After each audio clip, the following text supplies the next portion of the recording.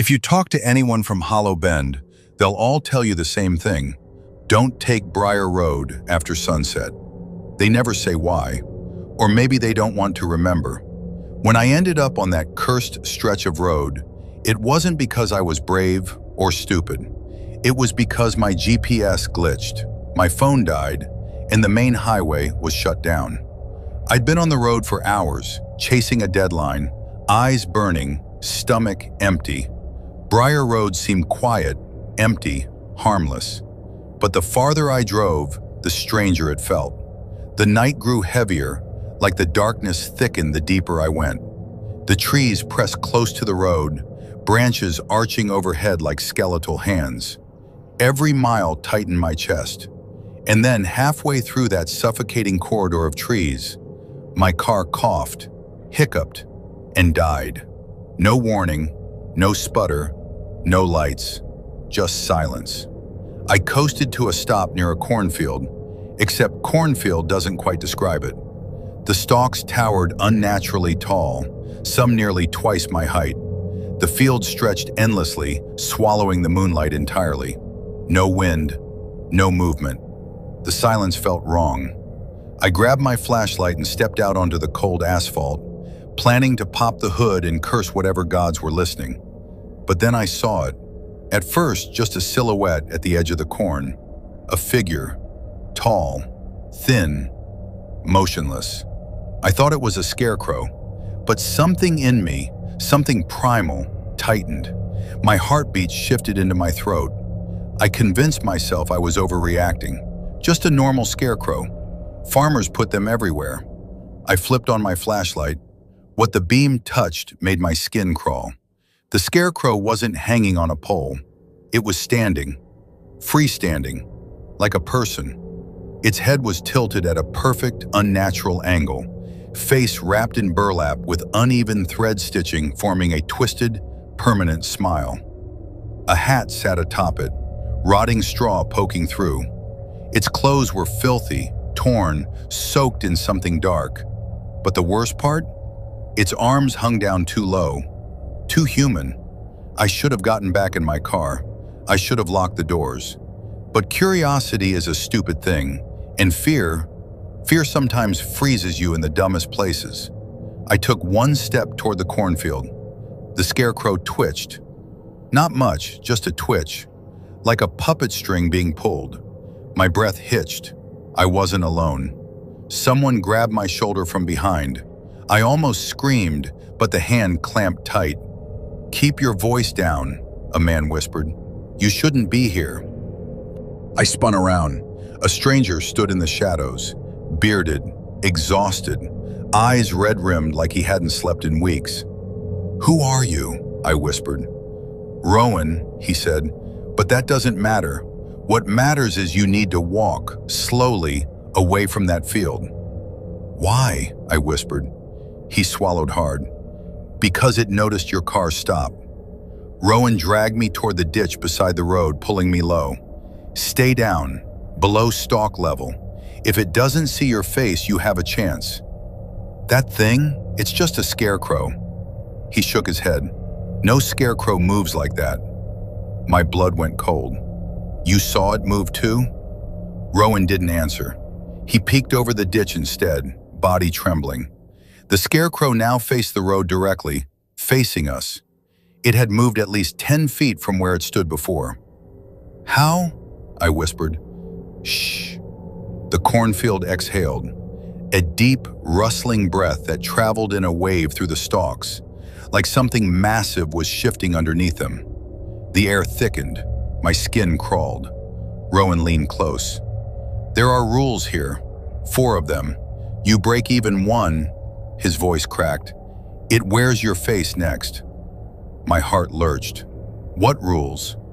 He held up 4 fingers. 1, never let it see your eyes.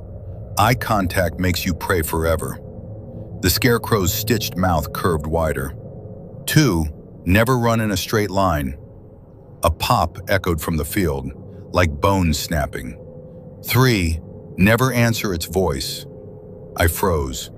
"What do you mean, voice?" As if summoned, a whisper slithered through the corn. Hello? Rowan buried his face in the dirt. Don't look. Don't speak. It mimics to lure. I clamped my mouth shut. 4, Rowan whispered shakily. Never follow the light. Before I asked what he meant, a soft glow flickered between the stalks, like lanterns passing in the wind. But there was no wind. What are those? Rowan didn't look. Souls it took. They wander until it claims another to replace them. The lights blinked. The Scarecrow took a step forward, a jerky, cracking step. We need to move, Rowan hissed, before it finishes choosing. Choosing what? Rowan's voice dropped to a terrified croak. Which one of us to keep? We crawled along the ditch, inching away from the road, moving toward a narrow trail that slipped into the woods. Behind us, heavy footsteps thudded, slow, deliberate. The Scarecrow was following. Rowan gestured sharply, zigzag motion. I nodded. We darted into the woods, weaving left and right, never straight. My legs burned, lungs screaming, but every time I slowed, Rowan shoved me. You don't stop, he hissed. Ever. Where are we going? Somewhere it can't walk. What do you mean? It's walking right now. He shot me a haunted glance. Not everywhere is its ground. Branches whipped my arms as we plunged deeper into the forest. In the distance, the Scarecrow moved through the trees with unnatural ease, its limbs contorting to avoid branches, body bending like cloth and bone were optional. A low creak echoed through the woods. It was laughing. I stumbled. Rowan yanked me up. No, he growled. You do not give it what it wants. What does it want? He didn't answer. He only ran. We reached an old, abandoned barn buried deep in the woods. The wooden structure leaned like it might collapse at any moment. Rowan forced the door open just wide enough for us to slip inside. He immediately shoved a rusted beam across the entrance. Inside, oil lamps flickered. Old maps covered the walls, scribbled notes, photos of missing people, handwritten warnings. Don't look at its eyes. Don't answer it. Don't run straight. Don't follow the light. You've been tracking it, I whispered. Rowan sank against the wall. For 12 years. Why? He didn't answer immediately. Instead, he dug through a drawer and pulled out a small black and white photograph. A young boy, maybe 9. This was my brother, Rowan whispered. Jacob. I swallowed hard. What happened? Rowan's voice broke. He followed the lantern lights. I didn't speak. Rowan wiped his eyes roughly. They found his shoes at the edge of the field. That's all. Silence filled the barn. Then Rowan said something that chilled me deeper than the Scarecrow's stare. Do you want to know the worst part? I nodded slowly. He's still in there. My blood froze. What do you mean, still in there? Rowan stared through me. Sometimes I hear him. The Scarecrow uses his voice, calls my name. His voice shook. Begging, crying, laughing. It knows I can't ignore him. I exhaled shakily. That's why you stayed. You're trying to get him out. Rowan nods. But the Scarecrow doesn't kill immediately. It keeps the people it chooses. It changes them. My stomach churned. Rowan, what exactly is that thing? He looked at the barn door. You'll see. A loud thud slammed against the barn wall. Both of us jumped. Another thud, louder. Boards cracked. Rowan grabbed a pitchfork, hands trembling. It followed us here, he whispered. No, you said it can't walk everywhere. I lied, he snapped. I hoped we'd get farther. The barn door bulged inward. Then the voice came again. Row! Anne! Rowan flinched like he'd been stabbed. The Scarecrow's voice shifted. It became young, weak, familiar. Rowan, help me, please. Rowan's knees buckled. No, I whispered, grabbing him. It's not him. The Scarecrow began scratching its long fingers across the outside wall. Slow, torturous, deliberate. Rowan collapsed, sobbing. "I can't leave him," he choked. "I can't." The doorframe cracked. I grabbed Rowan. "Get up! Move!" But the Scarecrow punched through the boards, its long arms shooting inside like a spear. Rowan shoved me aside. "Go!" he screamed. "Run!" I hesitated.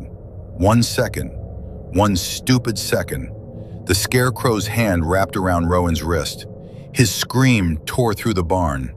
The Scarecrow pulled, slowly, with a sickening crack of joint and bone, dragging Rowan toward the broken boards. "Help me!" Rowan shrieked. I grabbed him around the waist, pulling with everything I had. The Scarecrow's grip tightened. Rowan's bones snapped at the elbow. He screamed so loudly the lamps shattered. I couldn't save him. I felt the truth hit me like a punch. Rowan knew it too. He looked at me, tears streaking his dirt-covered face. "Don't let it choose you," he whispered. Then the Scarecrow yanked. Rowan's body disappeared through the hole, pulled through like he weighed nothing. His scream echoed once, twice, then silence. I ran. I didn't even think, I just ran. Branches tore my skin, blood soaked my sleeves. My lungs burned like fire. Behind me, something huge lumbered through the trees, fast, impossibly fast. I reached the road just as lantern lights flickered across the field. The Scarecrow stepped out of the woods, towering, leaning, dragging something behind it, Rowan's torn hat.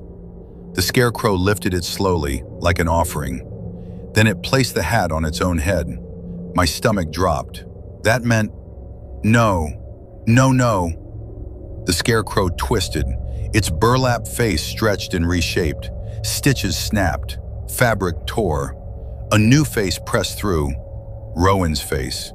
His mouth opened, his voice came out. "You're next."